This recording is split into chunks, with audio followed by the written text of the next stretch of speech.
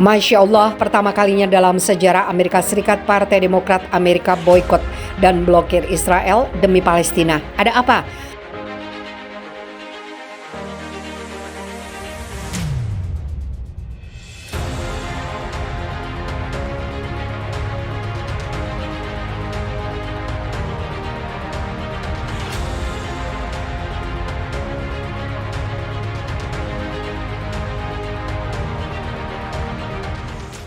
Sangat mengherankan namun membahagiakan bagi banyak warga Palestina karena kabar terbaru jika Partai Demokrat Amerika Serikat berbondong-bondong memberi dukungan penuh ke Palestina dan memutuskan untuk memboikot rezim Zionis dan menjatuhkan sanksi berat tanpa standar ganda lagi.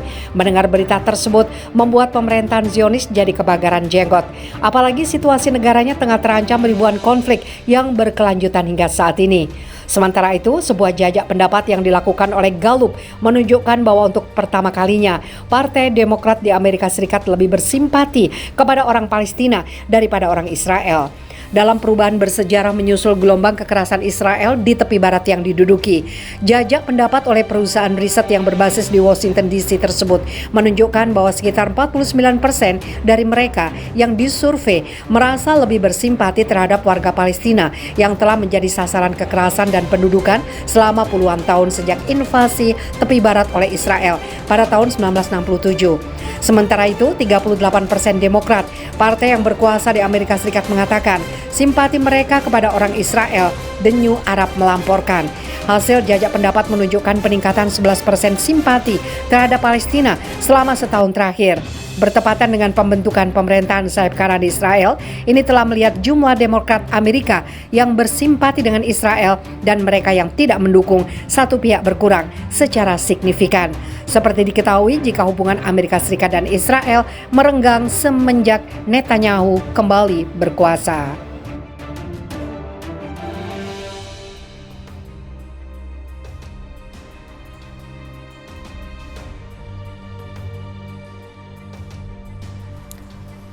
Tak seperti biasanya, Amerika Serikat jatuhkan sanksi dan copot kerjasama dengan rezim Zionis karena hal ini, AS mengatakan sangat menjijikan.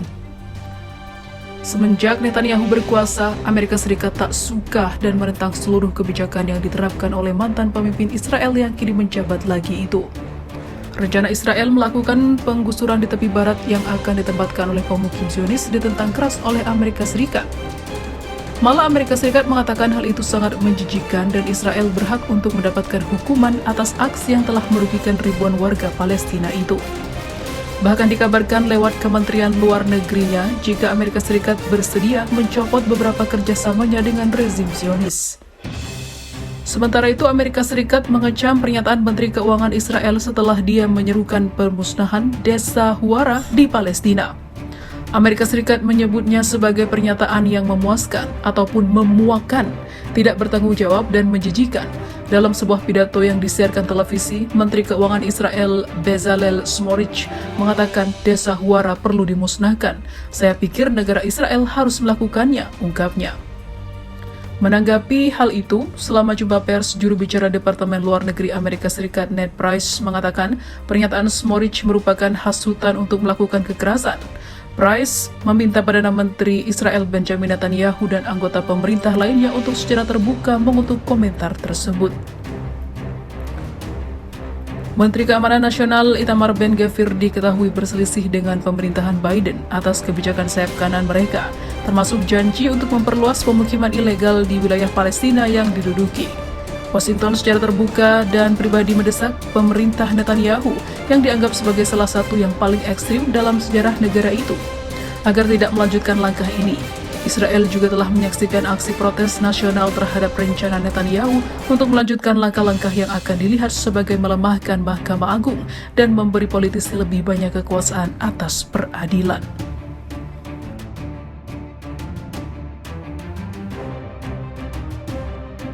Perwakilan Amerika Serikat berencana mendamprat Israel di rapat darurat Dewan Keamanan PBB terkait Menteri Keamanan Nasional Kabinet Benjamin Netanyahu, Itamar Ben-Gvir, yang menyelonong ke komplek Masjid Al-Aqsa.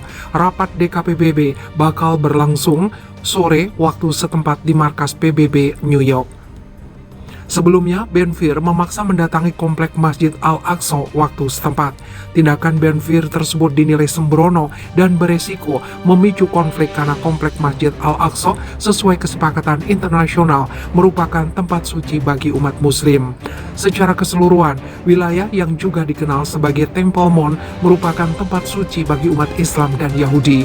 Meski demikian, Masjid Al-Aqsa dalam komplek tersebut masih menjadi tempat peribadatan umat Islam. Warga Yahudi tidak diperbolehkan memasuki masjid itu untuk melakukan peribadatan. Ulah Ben-Gvir tersebut pun memicu protes bagi sejumlah negara, terutama negara-negara mayoritas Muslim dari Uni Emirat Arab hingga Indonesia. Presiden Amerika Serikat Joe Biden juga dilaporkan sempat menghubungi Netanyahu untuk memperingatkan tindakan sembrono Ben-Gvir bisa memicu eskalasi konflik. China dan UEA bahkan secara resmi meminta rapat darurat DKPBB untuk membahas masalah yang memanas di komplek Masjid Al-Aqsa. Amerika Serikat yang notabene sekutu kuat Israel pun berencana menegur keras Israel di rapat DKPBB atas aksi Ben-Gvir di Masjid Al-Aqsa. Kami menegaskan sikap untuk menjaga status quo demi penghormatan terhadap situs suci di Yerusalem.